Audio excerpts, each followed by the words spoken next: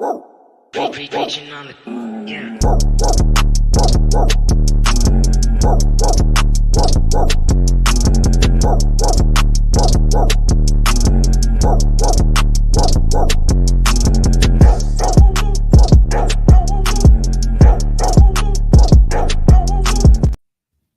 What is going on, ladies and gentlemen? It's your boy RumboyzRobbie.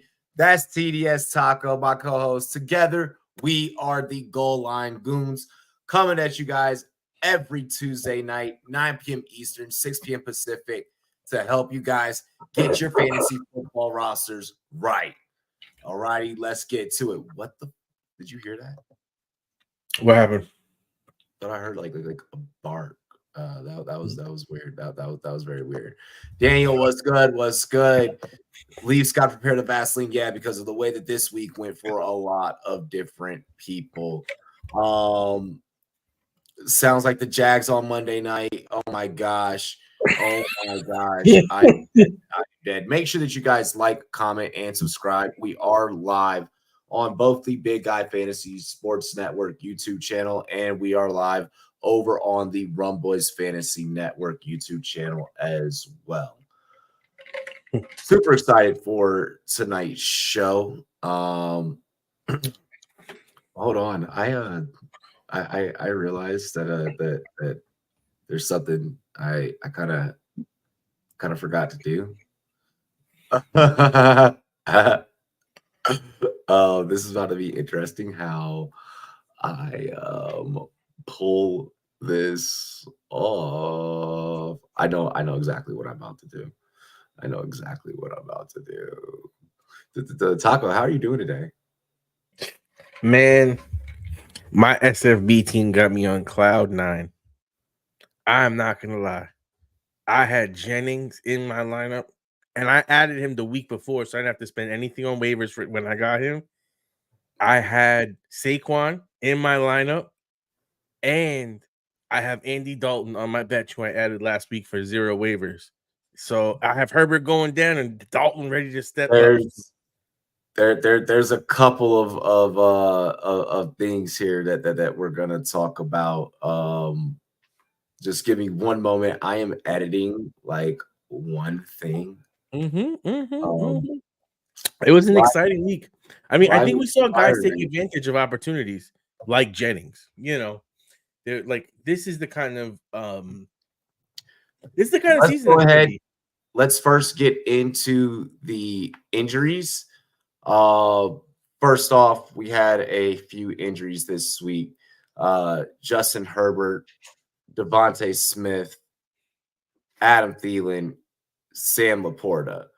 Devontae Smith, depending on how you feel about that one, many people feel that one being a dirty hit.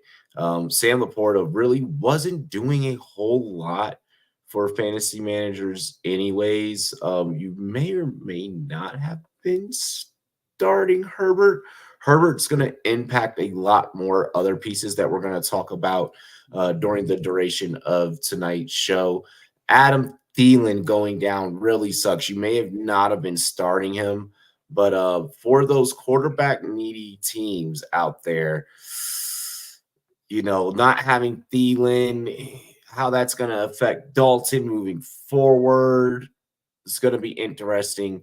So we are going to go ahead and we're going to get into that. Speaking of quarterbacks, well, first with these injuries, Taco, is there anyone here that you were personally affected by? I mean, I have Justin Herbert, a lot of shares of Justin Herbert across the board. But in most leagues where I was able to make a pivot from Justin Herbert, I had already started doing that just based on the way the Chargers are running that offense. It's very run heavy. It's very conservative. It is not fantasy friendly. So I've already been pivoting off that for the most part. But that's the one that affected me the most. Okay. We are going to get into the quarterbacks. We're going to get into waiver ads. All right, waiver ads, definitely important that we go through and discuss. We're going to get into talking about the tight ends a little bit later, Leafs. We got you. I have a soapbox, if you will, for the tight ends. We even have a whole topic in regards to tight ends. So don't you worry. Hang on. But for the quarterbacks that I want you guys to focus on rostering this week, that I feel like you need to be going and picking up all of these roster ships. We're getting these off of Sleeper. I got these earlier today, so if you're looking at them tonight, depending on how your league is set up, it may or may have not changed. Sam Darnold's floating around 39% availability out there. Geno Smith at 40%, Andy Dalton at 7%. Sam Darnold's fucking for real. Through 3 weeks of football at this point, like he's off to a hot enough start to where like okay, like even if he like maybe fizzles out like a little bit towards the end, maybe it's like not dire enough, like it looks like this Minnesota Vikings team could be fighting for playoff position. What are your thoughts? I mean, what was it? I think he spent at least a season with San Francisco. He's coming from there. You could tell he's fired up. He was looking better than the rookie throughout camp. And now for him to have this opportunity, it almost seems like a man that's trying to take the last shot at his career, saying, right now, I have a shot to make a motherfucking name for myself. They may have just drafted a rookie that's going to be eventually taking these reins, but whether it be here or whether it be somewhere else, I will be a starter in this league come next year, and I'm going to make that happen. And that's the way Sam Darnold is playing. And when you have a man playing with a chip on his shoulder like that, it is very hard to bet against him, especially one that has the talent that Sam Darnold has, because it's not like he never had talent. He just couldn't put it together. He was a top, 3 draft pick by the Jets when he came out of college. He could do everything. It's just that Sam Darnold started seeing ghosts. Sam Darnold started, making a lot of plays, because guess what? This is what we talk about with the young quarterbacks. You play them too early. They're not ready. You mess up their confidence and their psyche, and it becomes hard to thrive. Well, hold on. We feel that a lot of that has to do with landing spots, so on and so forth, play callers, et cetera, like Adam we discussed Gase. on Rumboy's all the horrible things that happened to him in New York. He's like a traumatized person, and I can completely understand why. But what we're seeing now is a talented young man that is getting the opportunity to thrive, sees one of his last opportunities to be a starter, and he's taking it and he's running with it, much like what Geno Smith did when he came to Seattle. So, ironically enough, Geno Smith being up here on this as well. Really quick, Sam Darnold. I think he's the number 5 QB right now in standard scoring. Huh? I think Darnold right now is the number 5 QB in standard scoring. Yeah, he's about depending on where you're looking at, 5 to 6, give or take. Yep.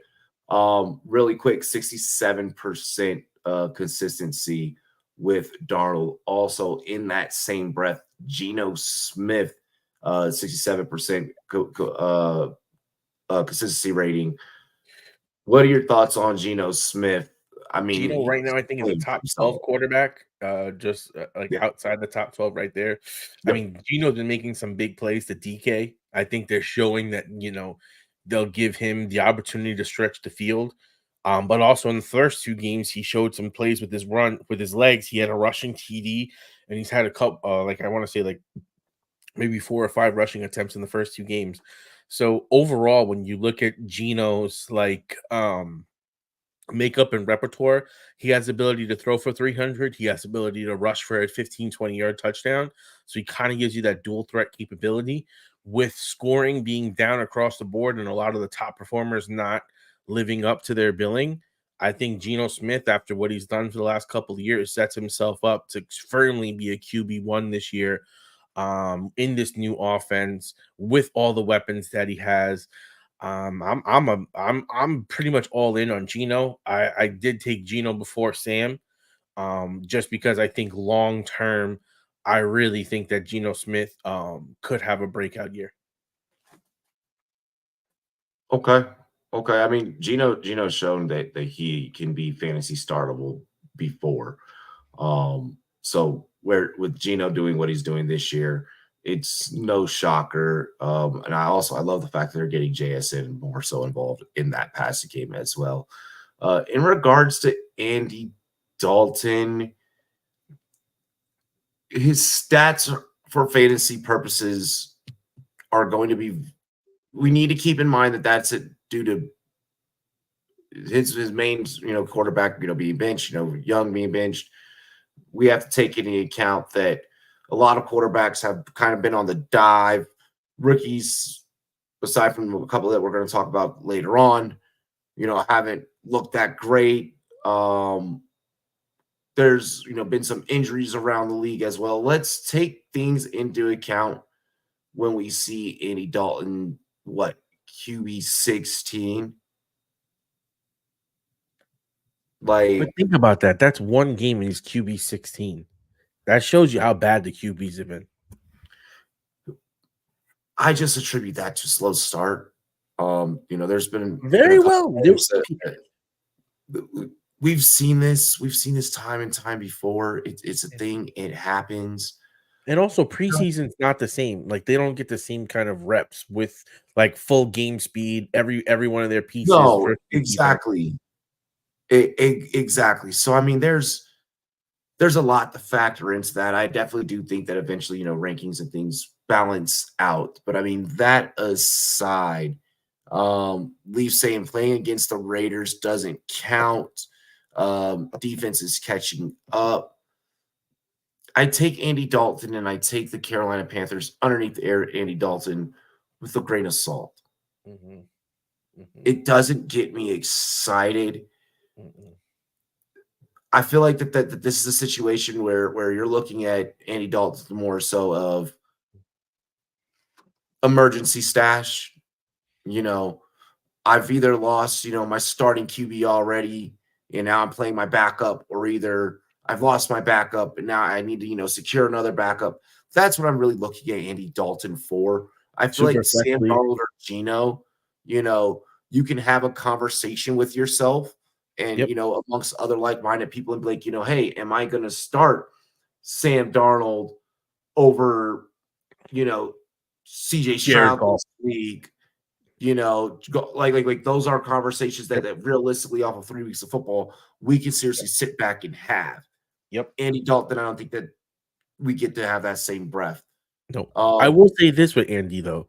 We could be looking at Joe Flacco 2.0 from last year, where you have an old guy that's shown that he can do it and he kind of has that last gasp. But this is more of a wait and see kind of approach where you need to see him really sustain it over a couple of games and see Johnson kind of really break out for him and maybe Leggett and start seeing the offensive weapons that they have actually show out. Then you can buy into it more.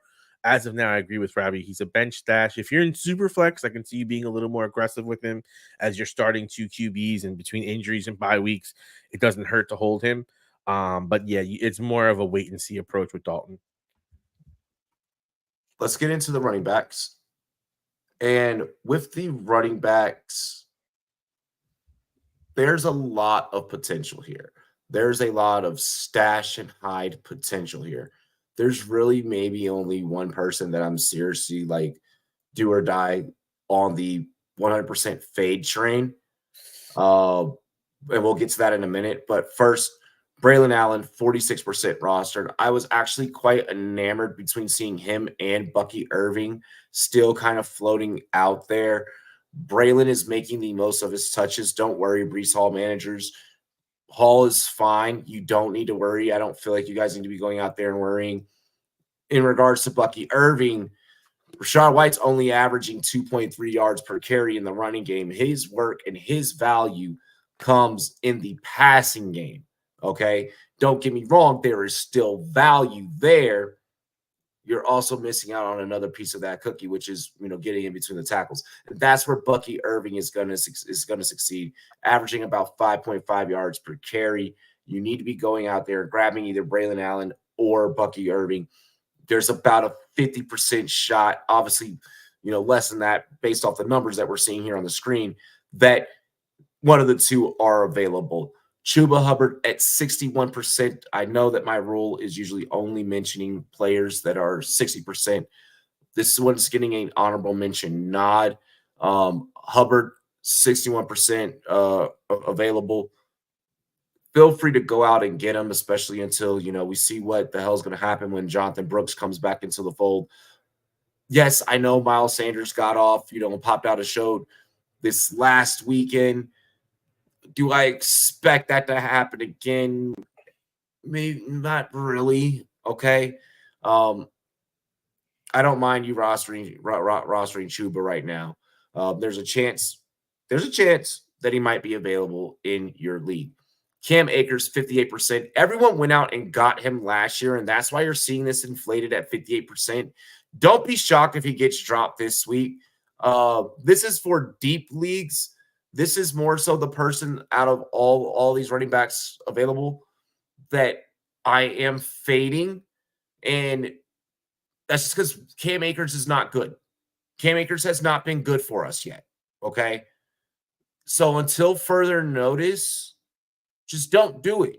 You already know what you're going to be getting. You already know what the Cam Akers experiment is. And then finally, Emmanuel Wilson.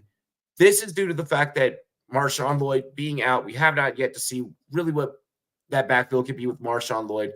This is a really great handcuff situation here as well, because he is getting the touches. He is getting the carries. Should anything ever happen to Josh Jacobs, it's just Emmanuel Wilson back there in that running back room. Taco, thoughts? So I'll first go to Cam Akers because this is real quick. Cam Akers, the only reason why you're playing him is because Mixon's out. When Mixon's back, he's gone. He's literally what you call a fling. He's when your bottom girl's out, you need a little something to hold over. That's what Cam Akers is. Ain't nothing more, ain't nothing less. Don't glorify him. Bucky Irving, though, I look at that guy with a big old circle. I say, if he's available, he's my number one priority here. Much to what you said, he is starting to gain work in the rushing game. And when you think about that, if this kid now is able to start playing on some passing downs, once he starts getting this rushing game, all of a sudden now you're looking at a must-start fantasy player, a guy that potentially could be a league winner because he's going to be a flex. You're getting him off your waiver wire, and if you had a stacked-up roster on top of that, all of a sudden now you're a bruiser and you're looking for a title. Okay, so he's the kind of guy I'm rushing for. Braylon Allen, I like him. I think he has solid upside, but I'm definitely going Bucky first. And I think that when you look at Wilson, like you said, I think that's a sneaky stash upside upgrade play. He's been looking better than Jacob so far, rushing the ball in the last game. We have to see what happens with this guy because Jacobs has a history of injuries himself between hamstrings and a number of other things. He's kind of, someone that, maybe he doesn't miss too many games, but maybe he's showing up limited in games, which then when you're inside of a committee, which now most guys are in a committee, it gives Wilson more chance to do more with his touches or get some more touches, which again, in deeper leagues is the kind of guy that you want to be grabbing now before you start putting fab on him in order to get him after he's blown up in another week and you're desperate for a running back and the bye weeks are coming up because bye week blues are going to be starting soon. Let's not forget about that, people. Yep, bye week blues is definitely going to be a thing. Trade now, start trading now, start thinking about that now. Start figuring out how you can get strong, in the areas that you're weak, for come bye weeks. Then also make sure you're having a strong bench to head in to playoffs because it's going to be here before you know it. Really quick with Wilson, RB 36. Okay, in that same breath is Justice Hill, Bucky Irving. You want to know who else is in that same breath? Rashad White, Braylon Allen, Joe Mixon. All right, Josh Jacobs, RB 31. So sneaky, very sneaky. So we'll keep that one on the low for you guys. You know what I mean? We'll get him before everyone else does. Exactly. Go and get them now because those rankings are going to drastically change. He does this again next week, and everyone's going to be paying fab for him versus us now just getting him for the $0 bids. I want to get into the wide receivers that are available on the waiver wire. Juwan Jennings, 43% available in leagues. He popped out and showed he had a huge week. I mean, absolutely phenomenal. A week that literally, I want to say, catapulted him all the way up to wide receiver 13. Okay. A It was 67% consistency rating it across was the 3 highest weeks. scoring single day of the season or single Yep. game of the season. Yeah. Here's the thing with Juwan Jennings is the person that probably has them rostered right now is one they're going to be looking, to sell high. Don't try and fall for that trap. If the 49ers injury bug continues and continues to linger, even if it doesn't continue to linger, he was already getting targets. If I can have Juwan Jennings on my team as my flex, even with all those guys back, I think that he's gonna continue this. I think that we're looking at something consistent here. He was already showing flashes last year. Yeah, in the playoffs, remember? I think it was in Yeah, the Super Bowl where you all of a sudden you're like, what the fuck is this Jennings guy making all these catches? That's kind of where you started catching my eye. And then you factor in, like you said, you Debo's out, Kittle's out, CMC's out. What are you gonna do? And guess what? exactly. I Juwan know Jennings that is Kittle here for you. might be coming back this week. There's a chance that he could be coming back this week. From what I'm hearing, Debo more than likely is probably out, but also Ayuk hasn't been playing the best. Yeah, Maybe that's Kittle's also probably with coming back. Debo and Ayuk will still probably, yeah. no, And again, Debo is out and Ayuk is going to play, but Ayuk hasn't yeah, looked great. But he's been no, out because he hasn't played in camp and everything like that, which does impact the player. exactly. No, for real. Juwan Jennings, I feel like needs to be grabbed everywhere. Xavier Legette is interesting because one, like I mentioned earlier, without having Adam Thielen, how does that open up Legette? How does that affect Dalton? Legette, 35% available, but I think that you could go out there and you can get him. I'm And I risking think that that for the biscuit. yeah, this offense underneath Dalton can push the ball down the field. He'll find ways to get it to Legette. Legette's a big body receiver. We called him Baby DK during the offseason. You don't want to I like spend any Russell. kind of real fab on him. Like he's a low $0 bid, but if you can just get him for like the worst player on your roster who's maybe nothing or an IR plot, that's a definitely grab. Yeah, Alan Lazard, 40%. Been talking about Alan Lazard for the last 3 weeks. 40% availability. Alan Lazard is in that wide receiver 20 range, 21 range. I think he has to be the number one pickup. Like I kind of feel that way. I mean, if Juwan Jennings isn't going to be available, obviously go and get Juwan Jennings first. If not, I don't know though, because once Debo comes back, like his stock goes down a little bit. Like it, Debo it and goes Kittle back. down. I don't think that it goes down too crazy. Like Lazard is doing this with a full cast. That one's weird. With Lazard though, like we know that that's going to be Aaron Rodgers' buddy. That's going to be his go-to. We're still waiting for the whole chemistry to settle with him and Garrett Wilson. Garrett Wilson, wide receiver 30, hasn't fully matriculized yet. Rodgers is going to go to he's going to go to the guys that he's biased towards. That's just the type of quarterback that he is, and that's why Alan Lazard is there. Okay, we knew that last year. Like, hey, if there's a fully healthy Aaron Rodgers, how's that going to impact Garrett Wilson? Quentin Johnson, again, an honorable mention, 63%. Should Justin Herbert still play, you need to be, getting QJ. If Justin Herbert's not available, then that does affect him a little bit. I have no problems with you grabbing QJ at this point. If he's out there getting fantasy points and you need a flex play, QJ is a good way to go. Same with the next guy that I'm about to talk about here, Darnell Mooney, 43% available. Kirk Cousins is loving going to the Mooney. All righty. So it's not Kyle Pitts. That's the number 2 read in that offense. It's literally Drake London, Darnell Mooney. And we know that things aren't kind of really working out the way that we're expecting them to with, some of the top tier running backs. Looks like Atlanta's starting to get a little bit more comfortable passing. Ricky Pearsall, week 5 return, So this is more of a stash and grab. We don't fully know if he's going to return. If the injury bug still continues with San Fran, then that's where Pearsall gets involved in the conversation. Jahan Dotson, 17% availability, just because AJ Brown being out, Devontae being out now with the concussion. Jahan is going to get looks, okay? And then Tutu Atwell, 7%.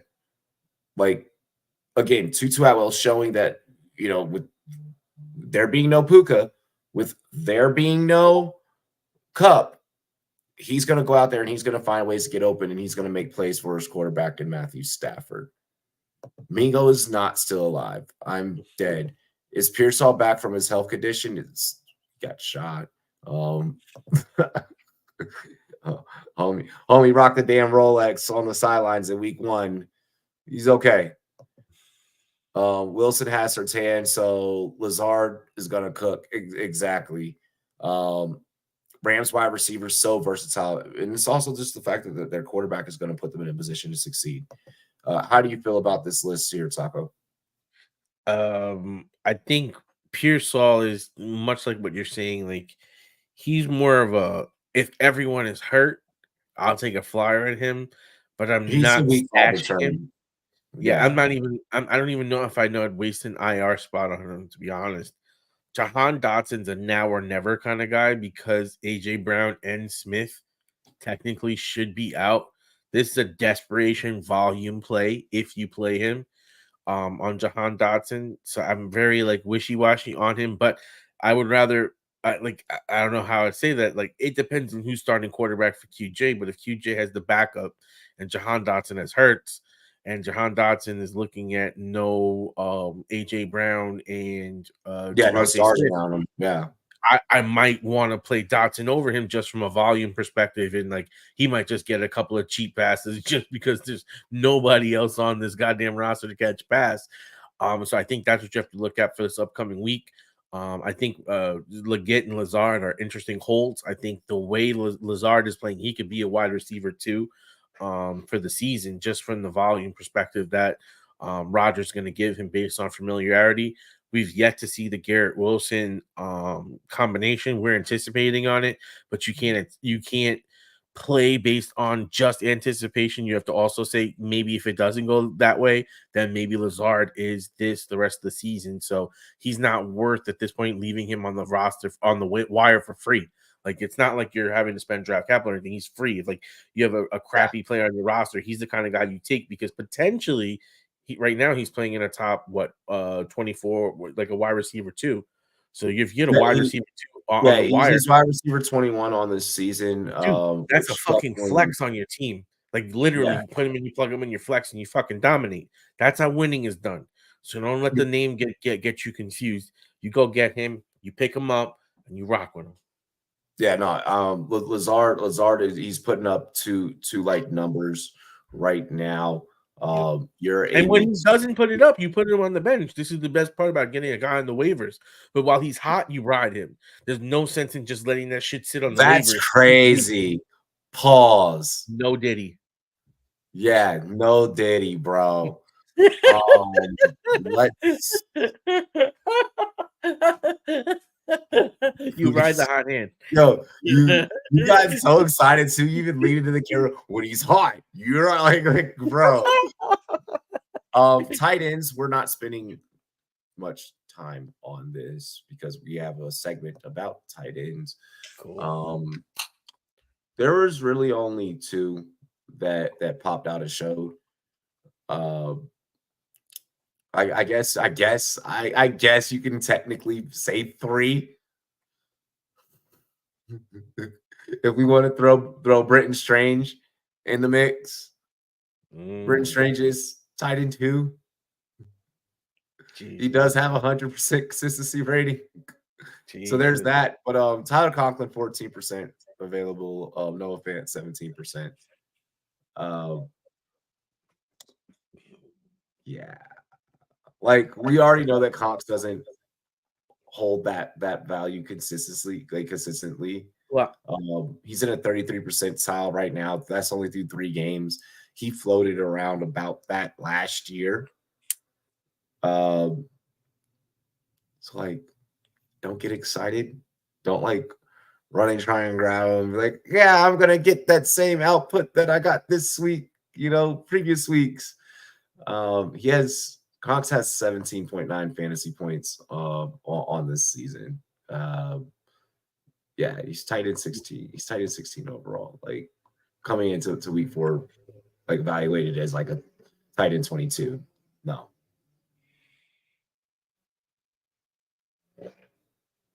No. I actually have a thought on this. So Tyler Conklin, right? I am not saying he's going to be a world beater, but I am saying with Aaron Rodgers, and as Aaron Rodgers is starting to gain his mojo, I think he could be an interesting sneaky play. I'm not saying he's going to be a world beater, but the tight ends suck dick this year. No offense, no diddy here, but they're not playing good. Brenton Strange is tight in 14. I apologize. No offense, but they're not playing good, and I'm not opposed to stashing a Tyler Conklin at this point, honestly. And no offense, but I'm starting him in SFB, so I'm on that train, baby. I feel like if I could get Ertz tight in 9, like I'm good there. If Ertz is available over Conklin, I'd agree because he has a path to probably more targets. But I'm just saying, right now, as Rodgers is starting to get hot or starting to get better, he's an interesting play at tight end, safety blanket. Let's see here. All right, let's go ahead. Those are the waivers that for all of our ad drops throughout the week.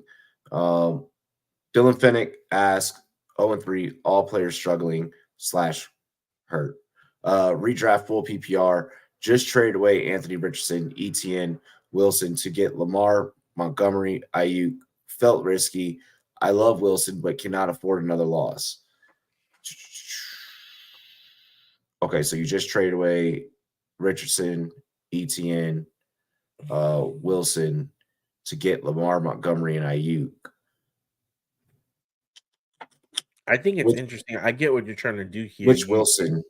Which Wilson? I'm assuming Garrett Wilson. Yeah, I'm assuming Garrett Wilson. Like, so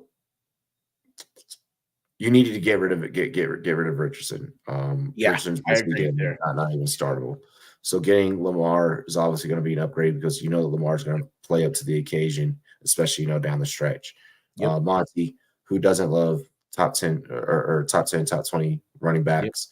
Yep. You're good there. Yep. ETN's in a dog shit fucking offense. Until Doug Peterson takes over plays, I'm not starting any of my Jags. Ayuk, when he comes back, things will be fine. I don't want you just wasting time waiting for things to matriculate between Rodgers and Wilson. That could be maybe another 2 to 3 weeks away before it's fully there. We're seeing flashes, we're seeing glimpses. I'll be honest, even if Wilson was like starting to peak, unless he was peaking like Justin Jefferson, I'm doing that deal. Like unless he's peaking like, oh my God, this man is an absolute demigod, I'm doing that deal. Because that upgrade that you get for Lamar over A-Rich is pretty nice. And then the upgrade that you get from Monty over ETN, in my opinion, that's an upgrade. I like that. I feel more comfortable and confident playing that. And then obviously it's a downgrade from Wilson to Ayuk, but Ayuk isn't like some crappy player in a bad offense. You're talking about a guy that was like a wide receiver too, at the very least last year. Damn near borderline wide receiver. Yeah. So like, I mean, the downgrade, if that.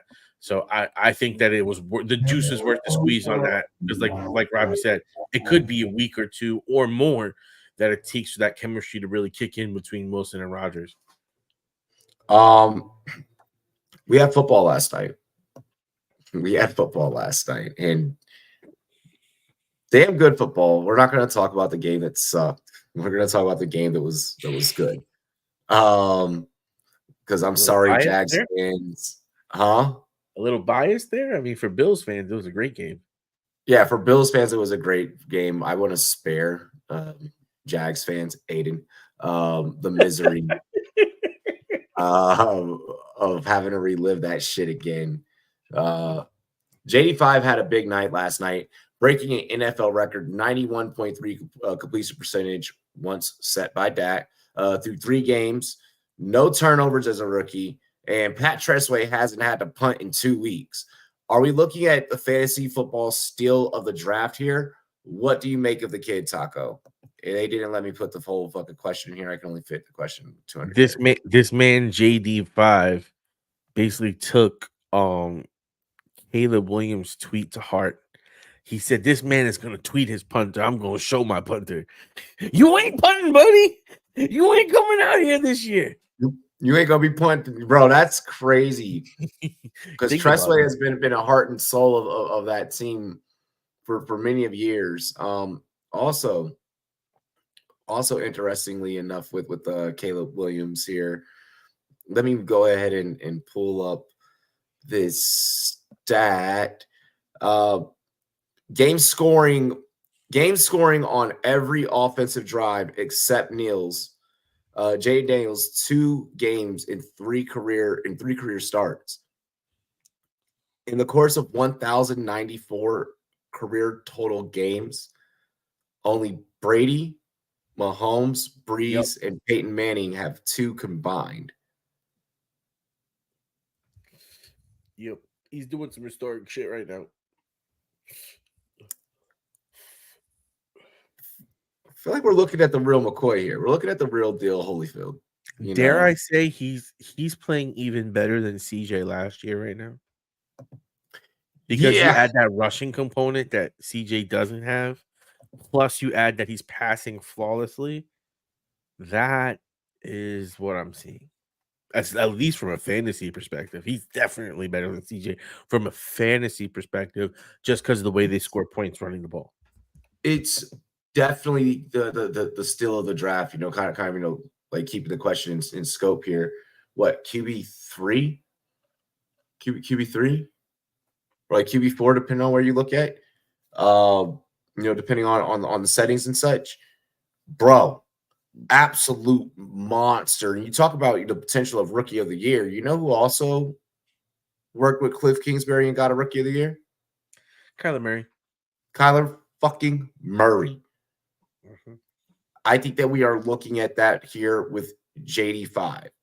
Mm-hmm. Okay.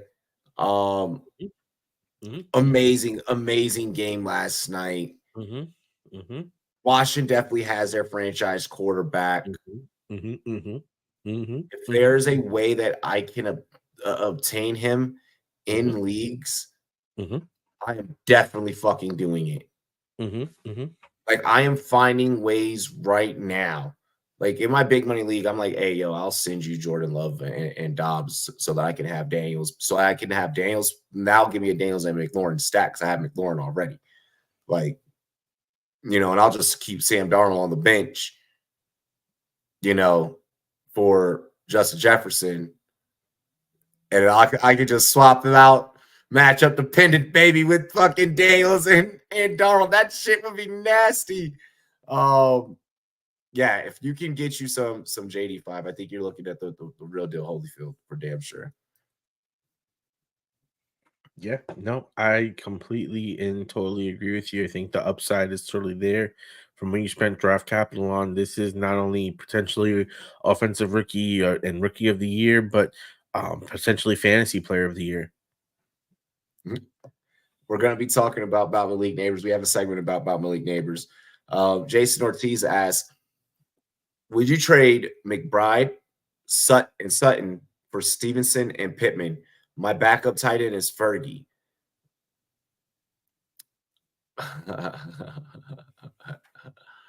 I am not a fan of Pittman. I am not either. Stevenson is going to have his games kind of like we saw like this past weekend, to where people right now are panicking on Steven. People are panic selling on Stevenson. Yep. Tight ends what's McBride's numbers? Just out of curiosity. Here, I got you. let's see here. Trey McBride, tight end 7 on the year. 67% completion or consistency rating, 26.2 fantasy points per game. Don't really feel like you have to give up McBride. Like, as much as I say that the tight end position is like, it's kind of whatever this year. While you have one of the good ones, Your backup is Ferguson from Dallas. Is that who's backup? Yeah, tight end 13. Mm-hmm. Fuck, bro. Like it really depends on your running backs and your need. Because if you need running back, I can see pulling the trigger on this. I could see being like, yo, I'll give you Ferg for Stevenson straight up, because tight end sucks so bad right now that like I could see someone wanting to go for Stevenson, who's like what RB, like 20. God, it's something crazy. Hang on, yeah. I'll be honest. I'm agreeing with Robbie. I want no part RB 23, and like usually with running backs, people want more of like the top tier, so on and so forth. I feel like you could probably sell Fergie for Stevenson straight up, but I'll give you tight end 13, so you get better at your tight end position for Yusemi Ramadre, who looks like, and I would try and sell them on the fact that Ramadre is on a decline right now. My running backs are Kamara and Mixon and Los Pacheco. I'm trying to get a running back. I feel like that's a panic move then, because where are you going to play him? Like eventually you're going to have 4 running backs, and then what's your tight end? The upside on McBride is higher at tight end, especially because Pacheco is not done for the year. So don't play him like that. He's gonna be back come playoff time. Mixon's not done for the not done for the year. So I mean, unless you have 4 flex spots and you're planning on playing him in all 4 in the flex, I wouldn't do that for a guy that eventually is gonna be the bench. Exactly. Yeah. No. Yeah. You're good, Jason. You're good. Does it suck that for a week you play a backup, running back? Yeah. Go get Cam Akers for a little bit to mitigate your Mixon stock. So this way, at least while Mixon's gone, you have his immediate backup, and then just drop him once he's like kind of like used up. Or even go back. Hold on. Oh, Bucky, if Bucky's available. Braylon Allen. Like here's the numbers of guys that are available. These are the top guys that are available on the waiver wire. Go and get any one of these. I don't even care. Emmanuel Wilson, like Rocket. It's worth it. Is better than taking a 0 at that spot. If your tight end gets hurt, you're absolutely fucked. Let's see here. 3 weeks of NFL action. And I think it's time we answer the question for a lot of fantasy football managers that paid for the ADP, that paid up for the ADP of Anthony Richardson. Is he startable heading into week 4? So I don't want to take joy in this, but I mean, before the season started, this was one of my bold predictions is that Anthony Richardson would not live up to his ADP. Bro, it's a YouTube short. It's a YouTube short of me saying this. Yep.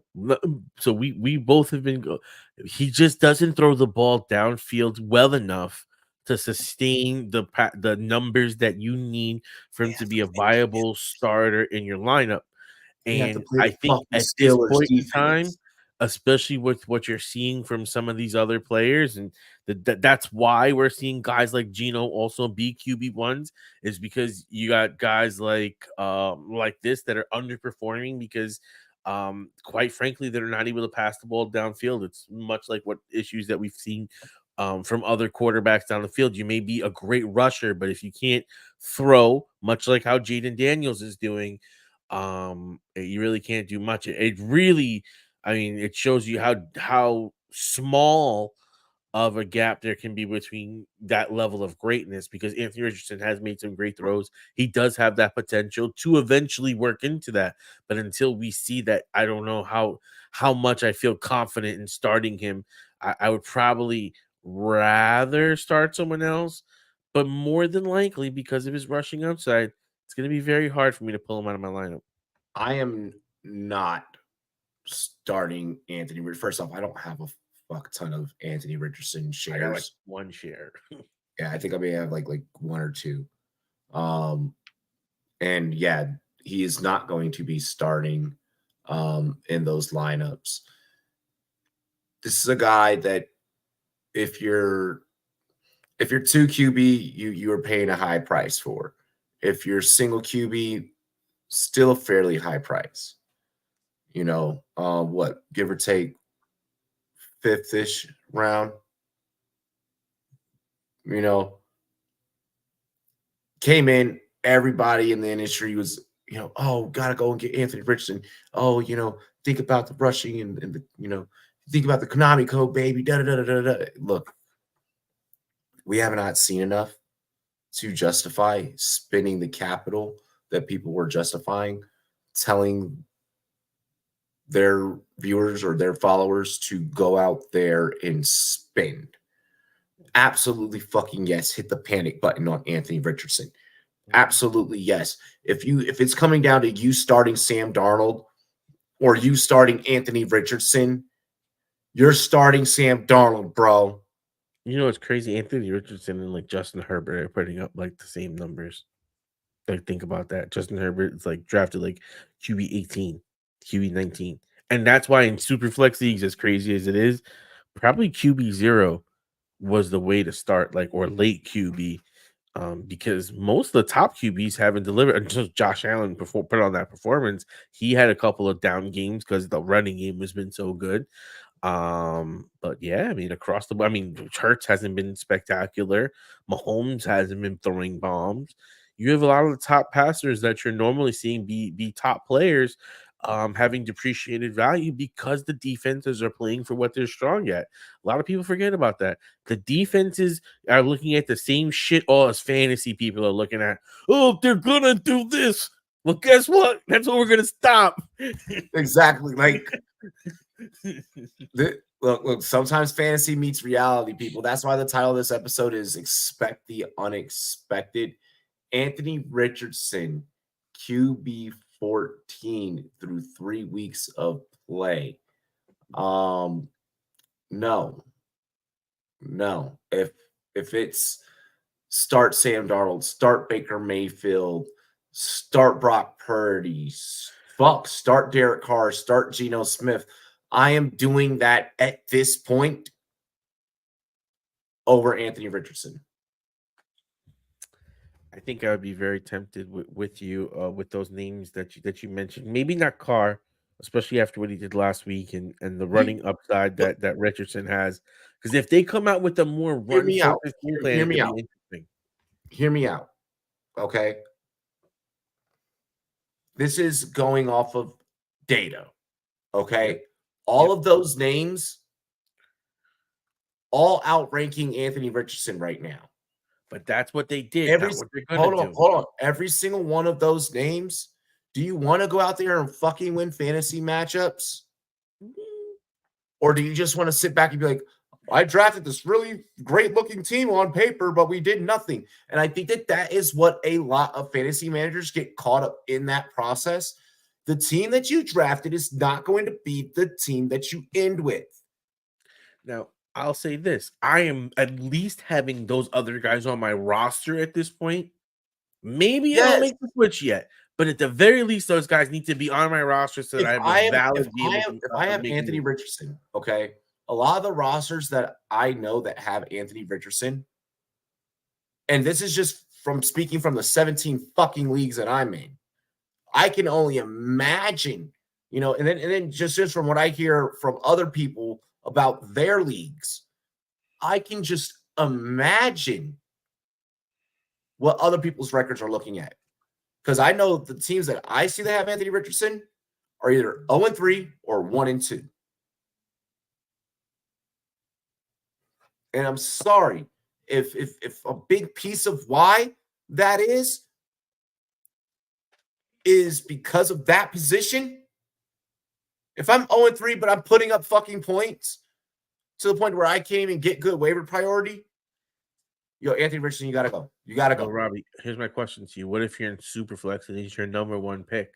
your number, whatever You third need to overall work pick. out a fucking trade. You need to be seeking trades. You'd rather trade him at this point and get depreciated value than to just ride it out and pray that he gets better, knowing that you gambled maybe the number 3 pick, the number 5 pick. I feel like you have at least. He needs to go out there and he needs to show and prove against that Pittsburgh Steelers defense, which is a good defense, which is a damn fucking good defense. And they're gonna make shit hard for this kid. So, with that being said and stated, maybe you can give him one extra week, but after that, you need to start getting ready to cut your losses. And who does he have after that? And hopefully by then, the hive mind thinking. Hopefully the hive mind thinking after that hasn't already just fucking written him off. Because when you start heading into week 5 and week 6, people start writing guys completely the fuck off. People don't have the same trade value that they could have had. Do you think that he keeps this up all year, or do you think that he breaks out of it? Because he sounded like a buy low candidate. Honestly, I think that there's going to be a few games where he'll show, but I think that for the most part, this is what this is probably going to be. And what the sick part is, you can't even look at the end of his season schedule, because what if he doesn't keep his shot? What if he gets a Bryce Young? What if they're like, all right, kid, that won't happen. But maybe from the that'll happen. They take him out to let him sit back and learn by the end of the year, because say, okay, final 3 games. This team knows that they need fucking weapons. Yeah, well, that too. Michael Pittman alone is not a weapon in the passing game. He's a number 2. We got Alec Pierce, okay, fucking out here. What sucks? Wide receiver 16. They keep spending draft capital on these receivers, but maybe they should be spending it somewhere else and go sign a legit wide receiver, or go trade for a legit wide receiver. That's what I'm saying. Yeah, look, as long as this continues with Richardson, I see it easier. I see a more clear path towards it continuing than it getting better.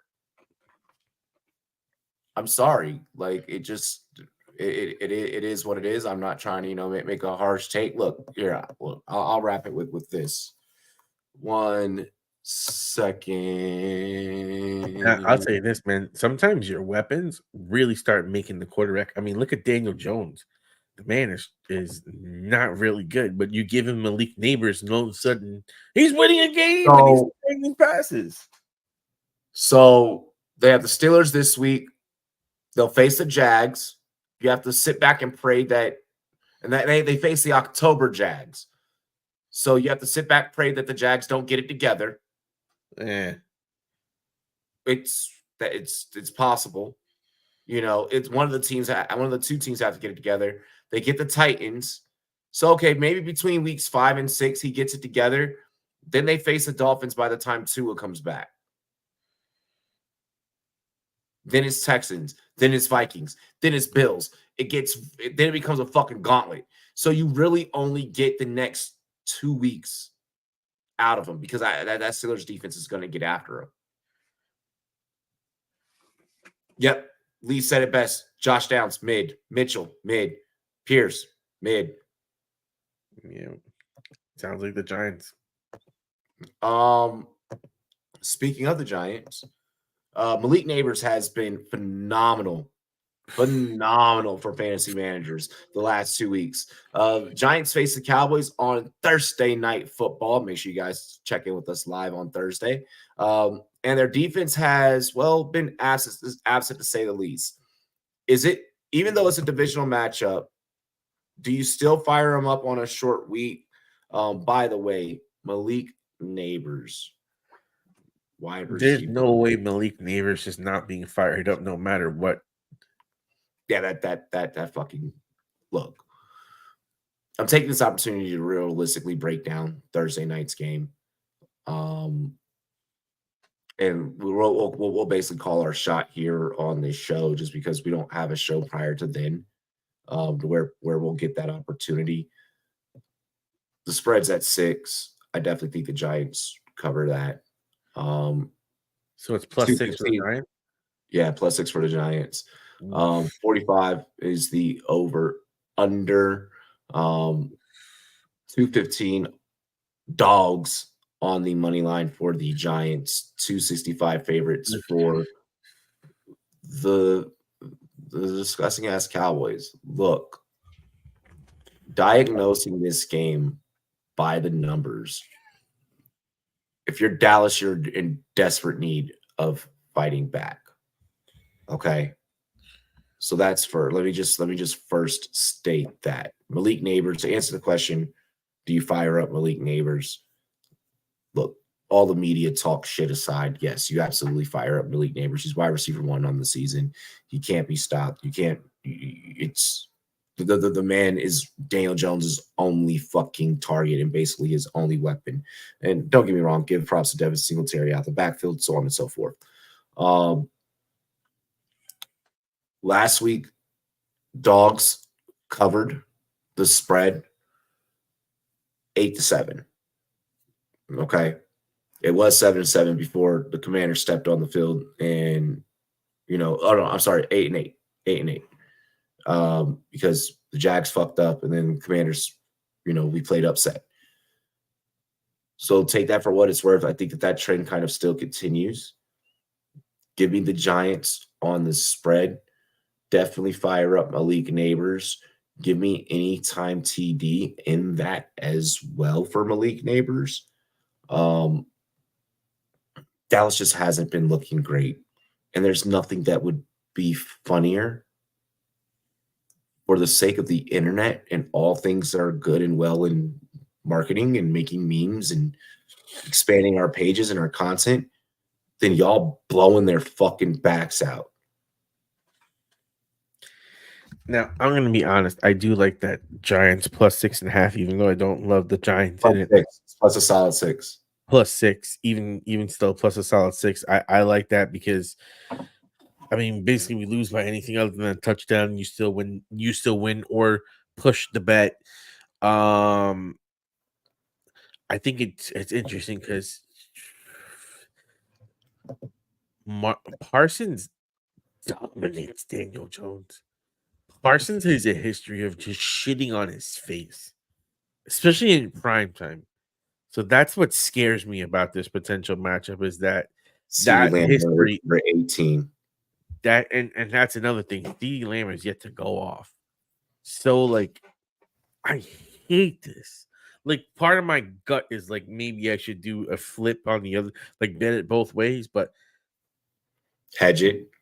Yeah, but Giants plus 6.5 and 6 and the under at 46 is by the trends probably I don't know what it is in large spread games and what it is in prime time, but I think the under has hit most of these games, although I know it didn't hit in the Jags game because my God, the Bills offense was ridiculous.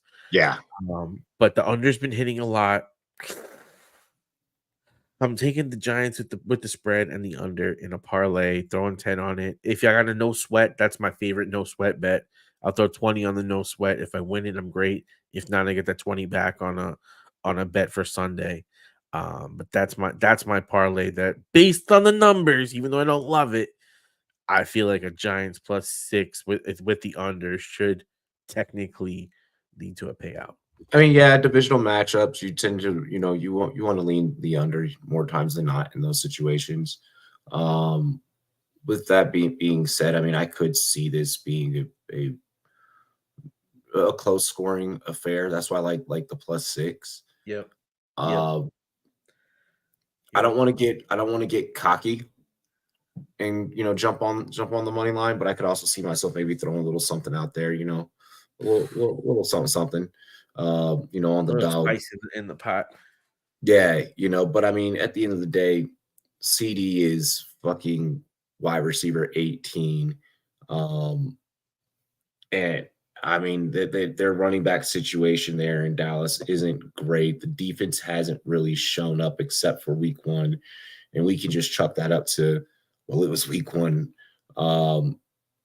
They don't have a 2 that can really, get open and explode and really be a threat. Division games I always expect to be closer anyways and come down to whoever has the ball last. And I think that if it's you guys with the ball last with an opportunity, with league neighbors, with the game on the line, I could see the rookie, showing up. Yeah. And like I said, Devin Singletary has not been looking bad. So you guys will be able to run the ball. And that again, run the ball, kill the clock, lead to the under. That's I don't know why, but that bet has been hitting for me more often than not. It's been paying out. I've been basically staying above water. Although I gotta say, the last couple of bets that DraftKings put out, the Josh Allen over 250, that was a winner. Jamar Chase 10 yards in the first quarter, that was a winner. The win by 7. Oh my god, I took the Commanders on a $10 bet. That was a nice winner as well. So look out for those promo bets that they have going on. Those are nice little chippies. Not you advocating. Let's see here. I kept on hinting towards this earlier in this show. And we're gonna finally talk about it. We touched on this a little bit last week. Is it time to just begin streaming tight ends at this point? Only 4 tight ends scored 10 or more points this week, and kickers are outscoring tight ends for pretty much the majority of this season. What are your thoughts, bro? Like, this is bad.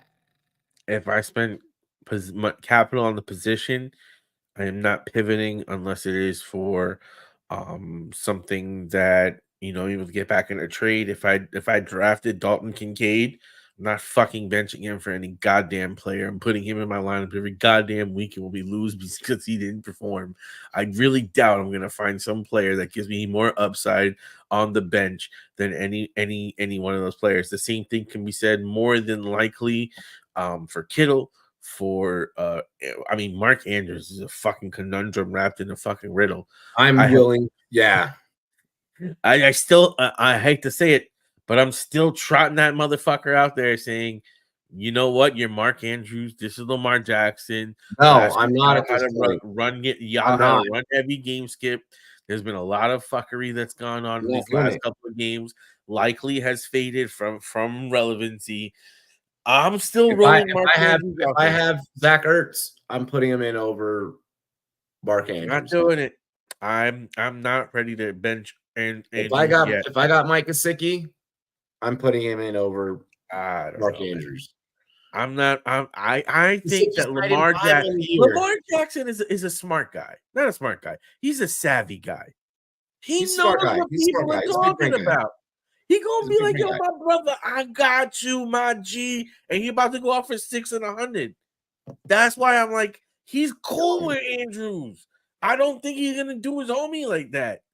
I just don't think he's gonna do him like. I don't think that has anything to do. I don't think that has anything to do with that. That's the next question. I don't think that it has anything to do with that. It has everything to do with he's washed. When we take a look at the film, and then we take a look at these press conferences, and we take a look at what we're getting out of practices.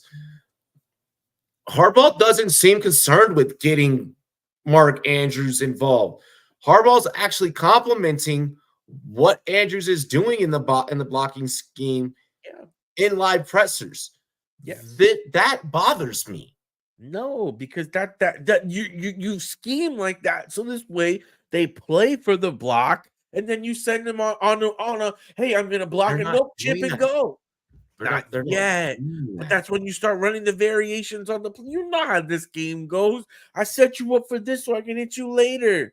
Andrews is gonna have his game. And I would much rather They're setting them up now. He's too much of a staple. Mark Andrews is fucking tight end 30 Okay, I'm he is at still the bottom. riding with my Hold on. boy. He is at the bottom. I have He no is at the choice. I bottom spent of in a fantasy consistency. in a 14-team league. I spent the 5th round Don't pick on him. we're not talking about your fucking. I'm not We're picking him talking out my about an lineup. average fucking person's league. And I'm even more In so. your I'm 14 still not person taking league, him you're out the stuck with lineup. Mark Andrews. I'm still rolling with him. And maybe I'm still gonna get, if I can, something In a on the 12 bench team, to hold it up. team league. Yes. In a Yes. 12, fuck that. I'm putting Hunter Henry in over fucking Nope. Mark Andrews. Nope. No. 4 Yes. games does not make a season. 3 games does not make Yes. a season. No. It's Mark Andrews. So I'm what? not ready to give up yet. I go out there week fucking 4. I put out Mark Andrews. He does it for me again. Meanwhile, I have fucking Gesicki sitting on my bench. Who's Mark Andrews 67%, could go for 20. 67% consistent on the year. You could get 2 Okay, tutties. and it's tied in 5. And then You Gesicki know, goes out there and Andrews was performs for due me. for. Why He's would I due. hold on? Why would I do that to myself? Because Andrews is due. You believe in due? He's due. He's due for a He's big not game. due. Like He's it's not, like Dalton Kincaid. Dalton he's not Kincaid due. was due, and he got his. This is I'm what I glad believe is coming from that Andrews. you feel so convinced. Captain Joe King asked, huge fan, should I trade Mason, Brooks, and Pitts for Tyreek? I get Reek. I have good depth. What, like, when you say you have good depth, like how? Like, I don't mind those 3 as a package deal.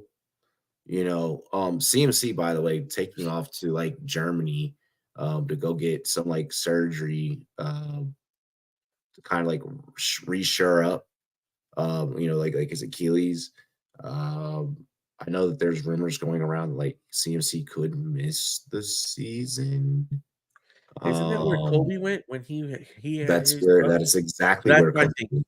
So that's what I always think about, especially for that injury, because Kobe Yeah, suffered, and I think they do like something with the blood and stuff like that. they take So yeah, they're yeah. more modern with their techniques and healing over there than in the States as well because of the regulations. So I'm not reading into that as much as most of these other people. But then again, it's a media hype cycle and people saw a lot of fear. So until I really get anything, I'm just We don't know holding. the severity Yeah, of it's of just the a hold. tendonitis. Like Yeah. with the tendonitis, people think, you know, and then like with in conjunction with like, you know, the whole going overseas thing, people think 2 things. They think Gurley, you know, they think Kobe, you know, they think, you know, the severity of those injuries, you know, what it took to kind of come back from that and battle back from that. CMC is one of those guys that just really enjoys taking care of his body and will go to those extra lengths to take care of his body. I don't want to read too far into it beyond that. I mean, I'd listen to CMC deals if I had CMC and the guy wants to say, "Hey, I'll trade you X and Y so that I can hold on to that they can hold on to CMC." And like I was offered Jamar Chase and DeAndre Swift for CMC, and I said, "Yeah, I'll take that. I'll rather ride with Chase at this point for the rest of the season because I that to me wasn't that big of a drop off, even I though." don't want to be giving Jordan Mason to someone that's going to possibly make them better, but also those other pieces aren't making their team a whole lot better. If you could take away that one big piece, fuck. I mean that could be huge for you. I And know if what. you have serious depth at running back and tight end, because Kyle Pitts ain't doing shit for nobody any damn time soon. I mean, but he's still a starter. At tight end, unfortunately, it's still a starter. That man is part of the cardio club, bro. What's his consistency? Kyle Pitts. I'm actually on the chart right now. Oh shit, I feel like I just scrolled past it. Kyle Pitts is tight end 10 on the year. He's at the bottom of the 67 percentile though. I mean, you're So still 67. So you're either top or yeah, bottom, but you're still 67. but there's no difference between Kyle Pitts. 67, baby. Here's what's crazy. There's no difference between Kyle Pitts, Zach Ertz, and Trey McBride. I mean, but think about that. Pitts and McBride were both. I mean, McBride is definitely been underperforming. Ertz is showing up and showing out, but again, this is week 3, so there's a lot of season left to be played. Yeah. I'm Because of the shitty situation with the quarterback, I don't really feel confident dealing for Reek. Brooks is an interesting conundrum because, again, we don't know what's going to happen there. He's going to come back. I mean, we think that he should come back and take that job over, but Chuba is starting to look solid. Chuba started to look And the that could part. turn into like Chuba is a timeshare, like an automatic timeshare. And Yeah. I think on paper it looks good, but I mean Tyreek Hill last week with no Tua did not perform, but yeah. Huntley might be coming there, which could re-elevate him they back. have Huntley. How quick they fire up Huntley, that could greatly change Now things. that's an interesting name in QB super flex leagues that are deep And because then he hasn't started to play yet. Yeah, and then Tua seeing an outside neurologist. You know, so and a lot of players tend to do that, so no need to fret there. But I mean, he's going through an extra protocol to make sure he's going to be able to come back good to go. I'd expect them to put a guardian cap on him. So yeah, I think that all things work out for Tyreek down the line. I don't mind the trade if you do it, as long as you seriously have the depth. Like running back depth is just kind of one of those things you don't really want to play around with, and it's also one of those weapons that you don't want to give up. Really, yeah, you're giving the guy potentially 3 starters, and if Reek has a bad week and 3 of them pop off, and you're sitting there crying because you lost the week, I would almost just not do it. Yeah, I would almost not do it, especially if like you're contending. Just don't even do it. Just don't especially even if you're dealing with a contender. Traded for Tyreek last week. His value's in the mud. Fuck. Yeah. Let's see here. So yeah, no. At this point though, like I'll be honest. There's a league that I started saying fuck it, and I started streaming tight ends, and I'm okay with my decision.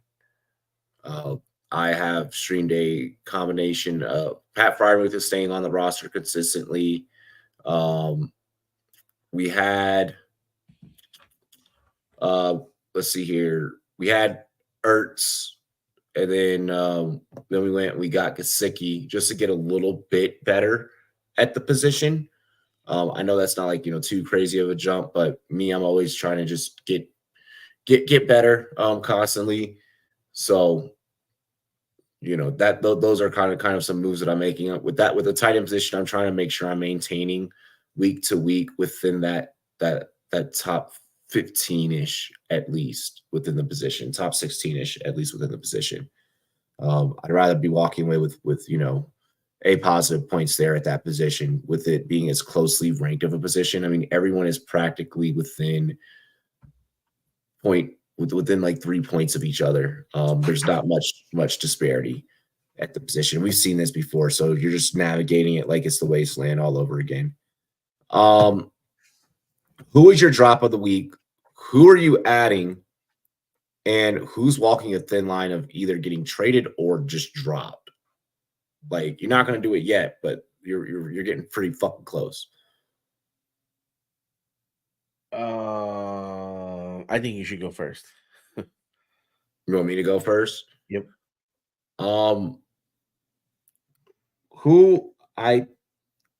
First I'll start with who's walking a thin line for me.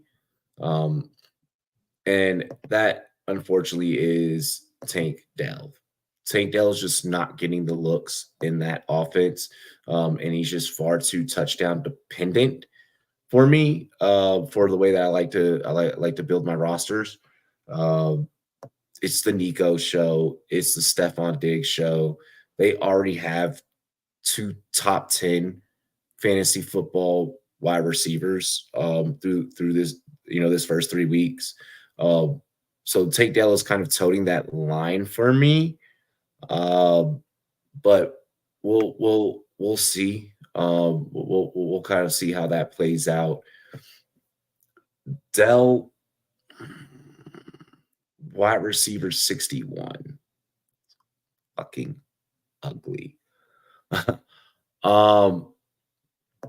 As far as who's droppable for me, like a person like I'm just pretty much like completely fed up with and fucking done with.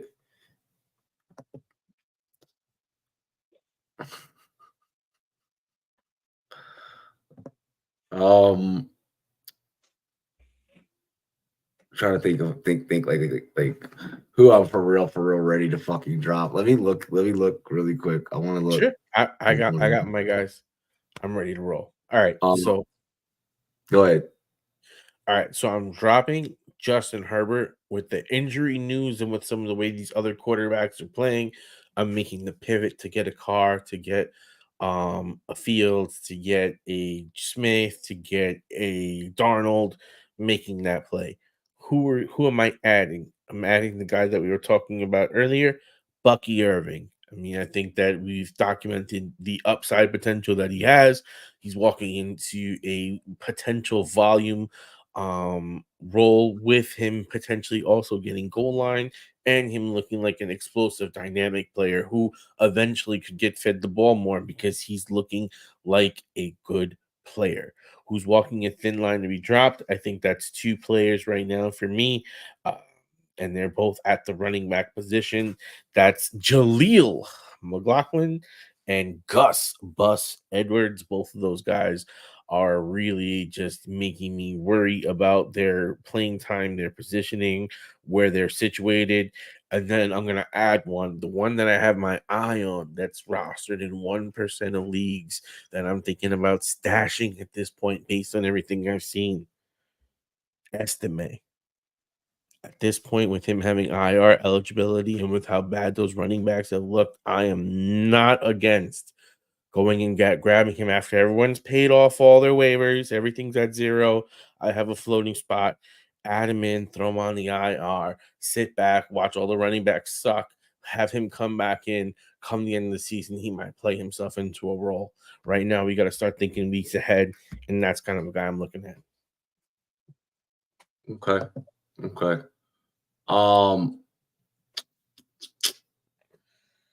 What I must add is Braylon Allen.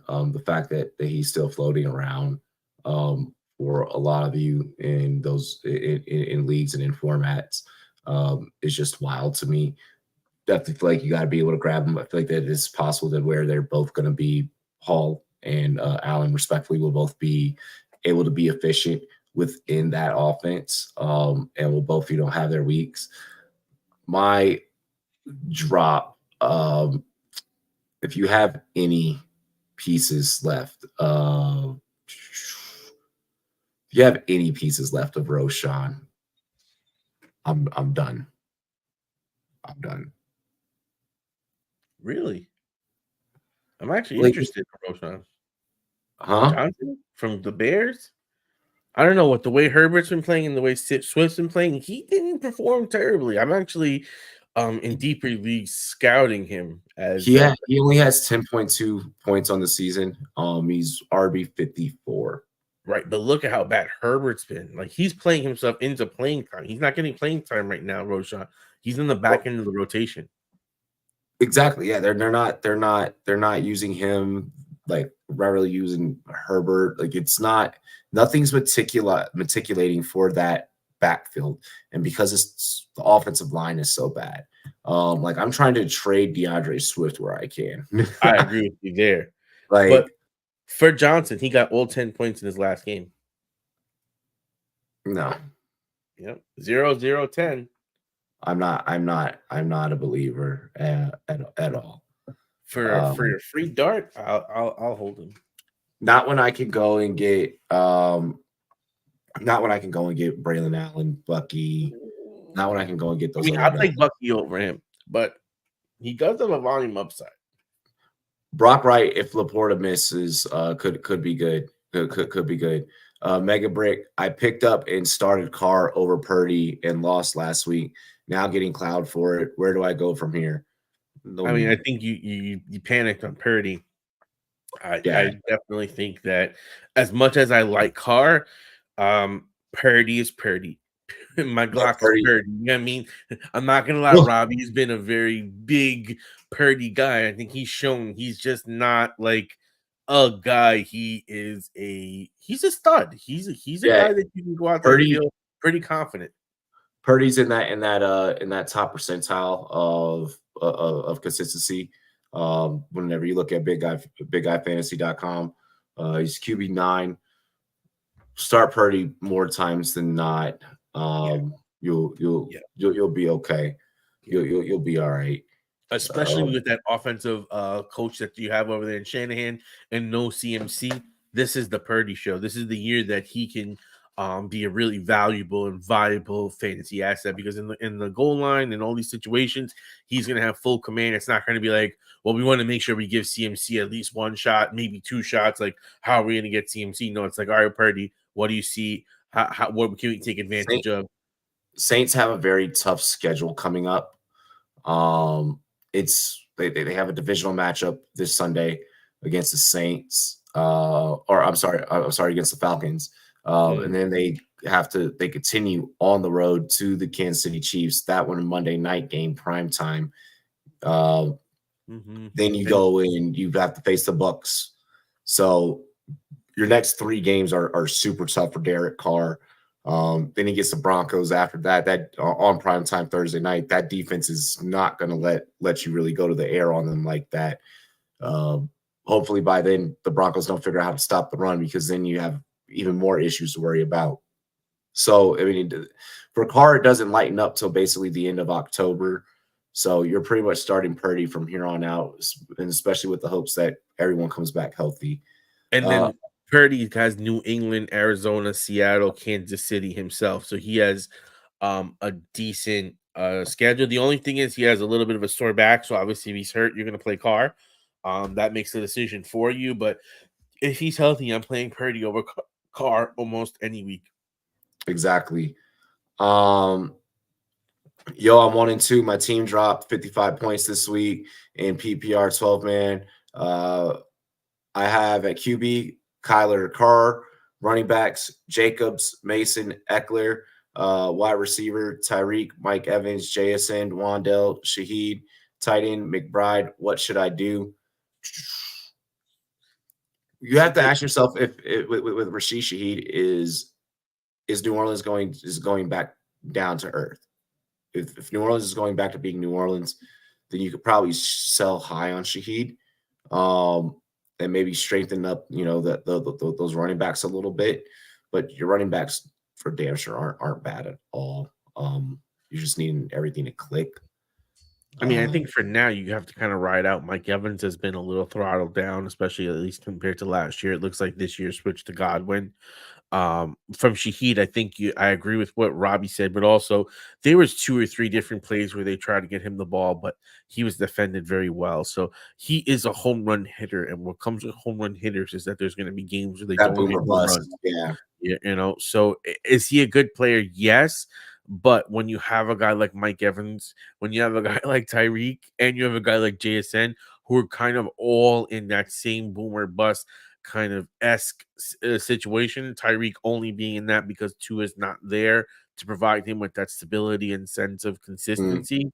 I think that, moving off of Shaheed makes a sense. Even necessarily if you can get, maybe package a Evans and a Shaheed and get like Wandell's the odd man out in that fucking room. Like, let's just be honest. I mean, let's be honest. Wandell is a bye week fill-in. Exactly. He's not a starter. I really like your lineup. With Kyler having to play against Washington. Don't let the outcome of last night fool you. That defense still allowed points.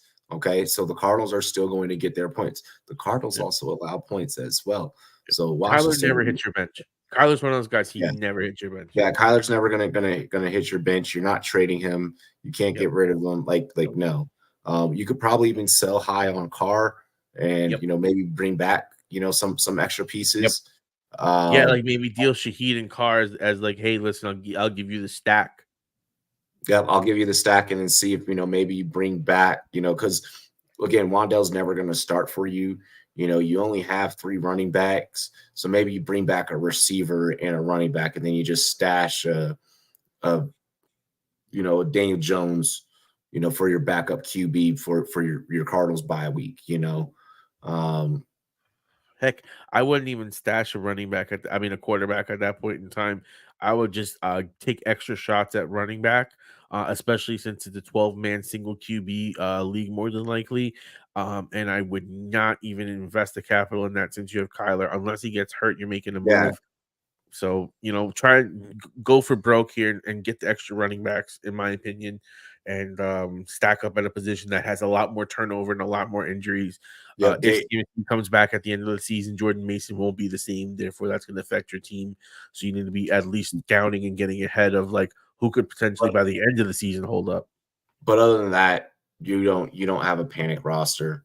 I'm tempted to start Jaden Daniels this week, but I'm not really sure. I'm assuming you're saying you're not really sure.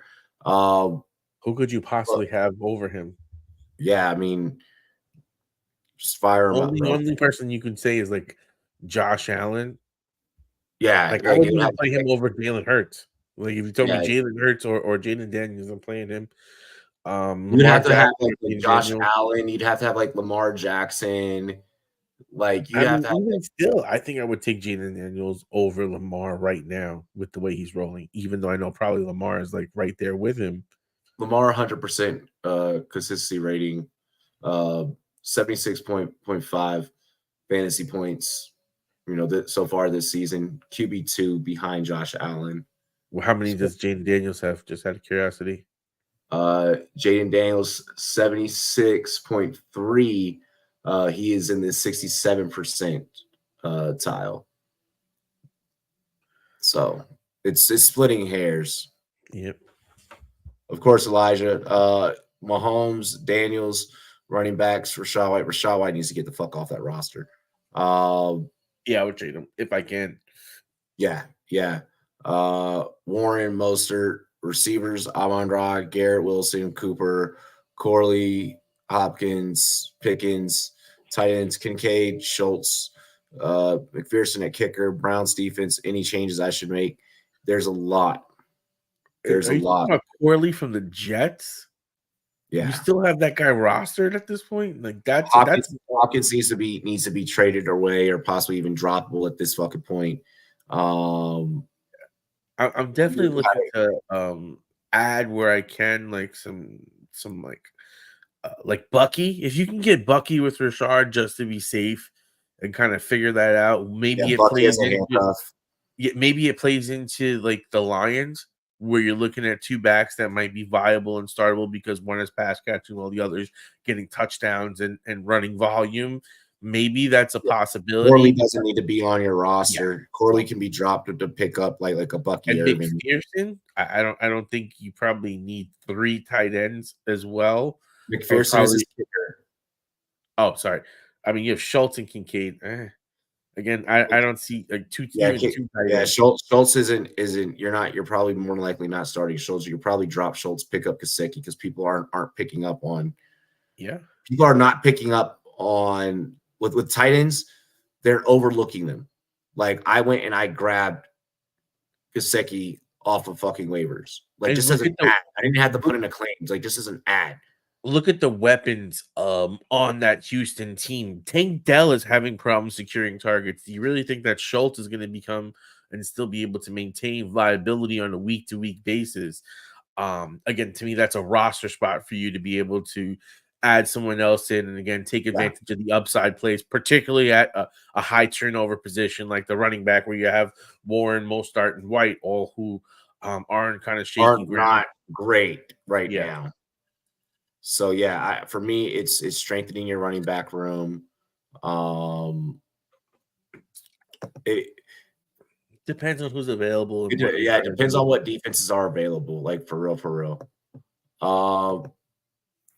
Robbie, which side do you want? Rice and Kamara or Lamb and Monty? Yeah, give me that Rice and Kamara side. Yeah, that side. Yeah, give me the Rice and Kamara side all day. Monty's the only value. Monty's the only value in that.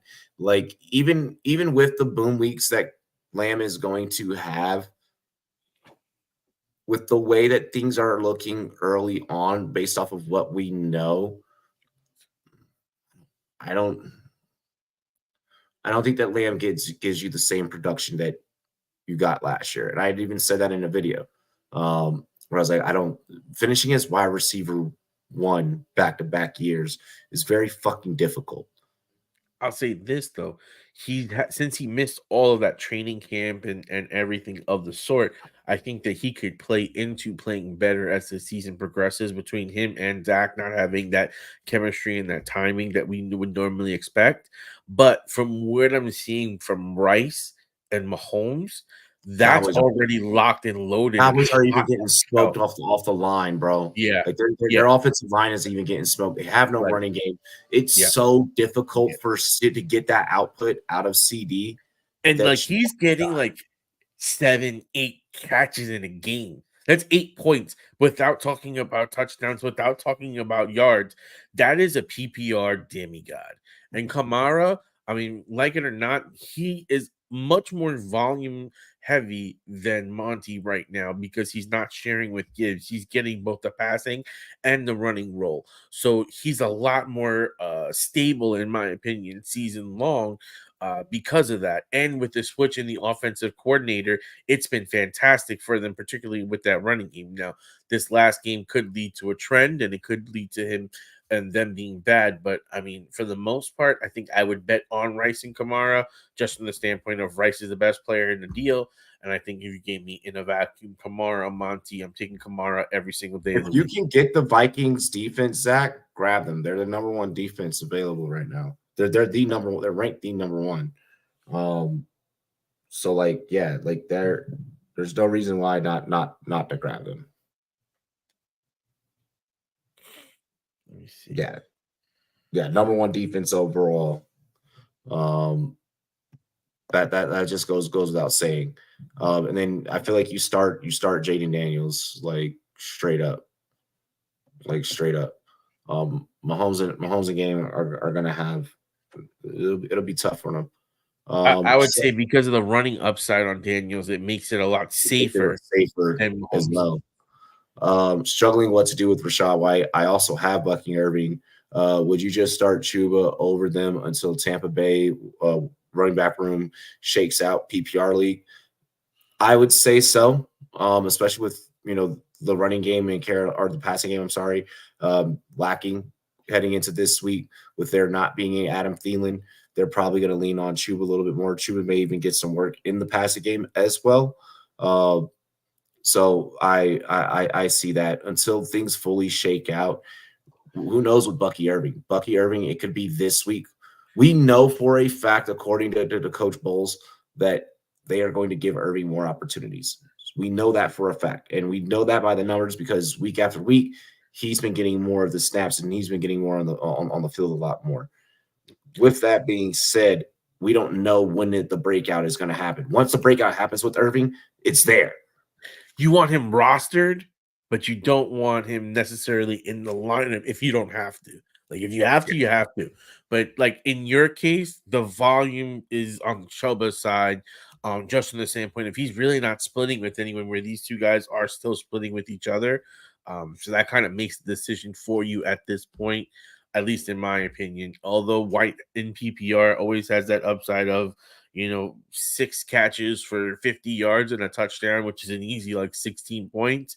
I think you still got to side with Chuba from not only a safety but an upside perspective. Yep. And then finally, biggest overreaction from week 3 and bold take for week 4.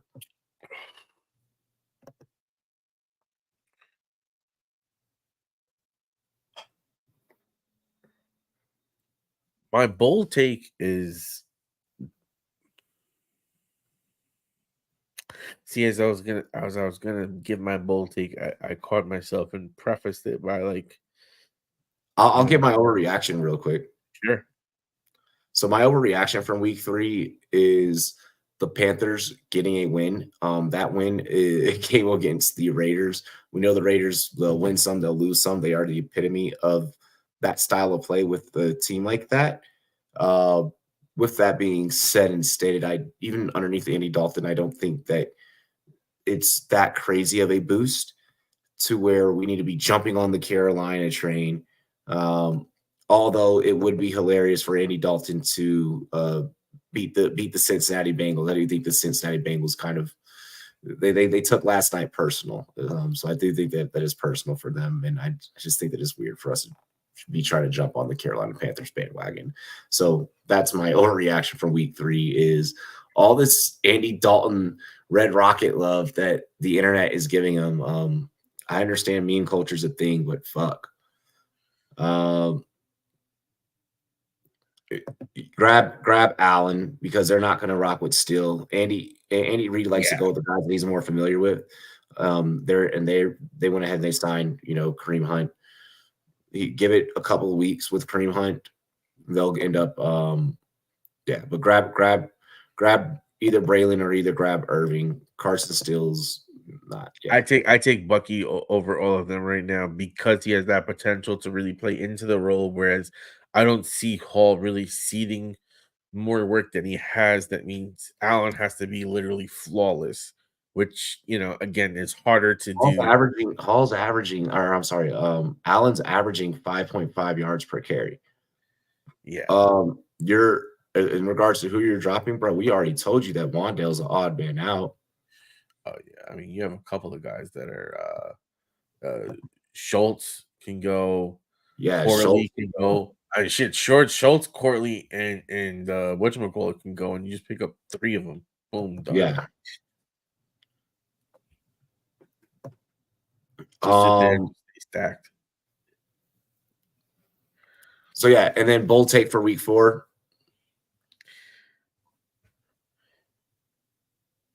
Oh, wait, did you give your overreaction yet? My fault. I didn't get. Oh no, I didn't know you gave your 2.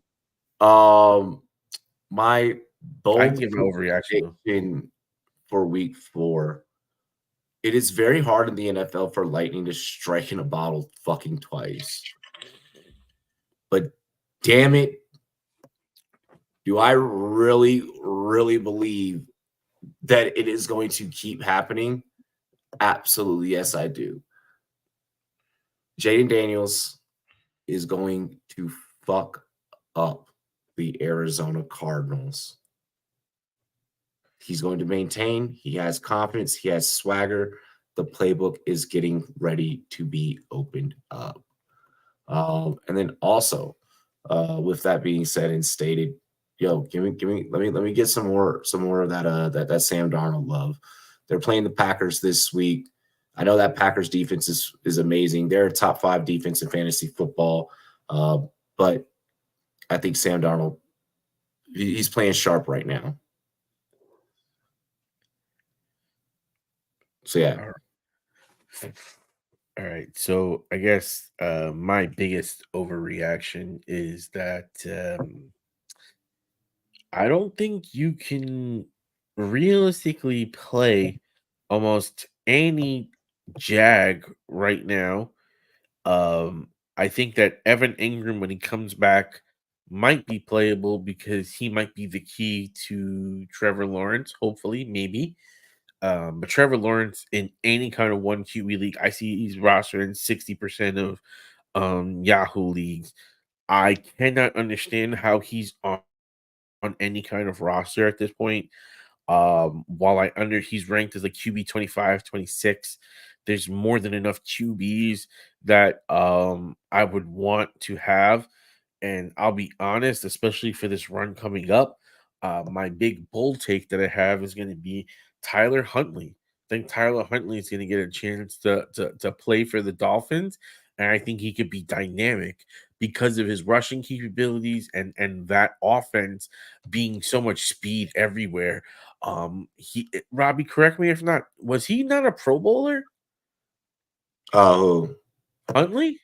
Huntley, yes. Huntley was a Pro Bowler.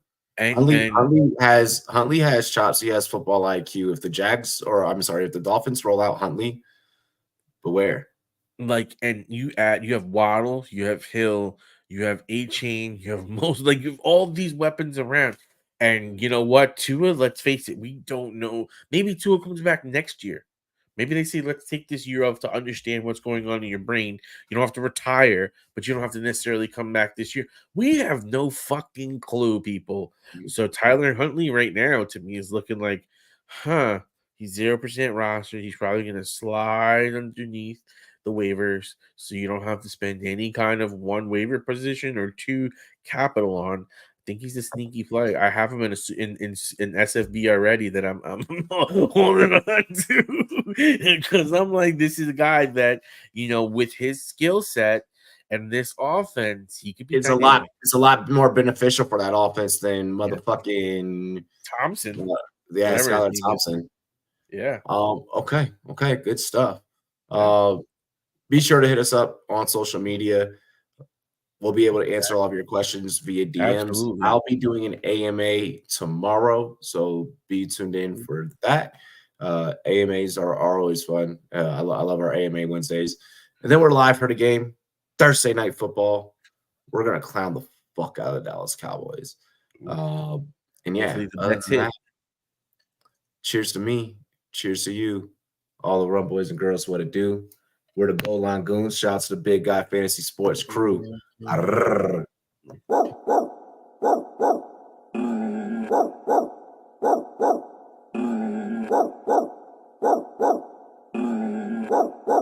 Preaching on the, yeah.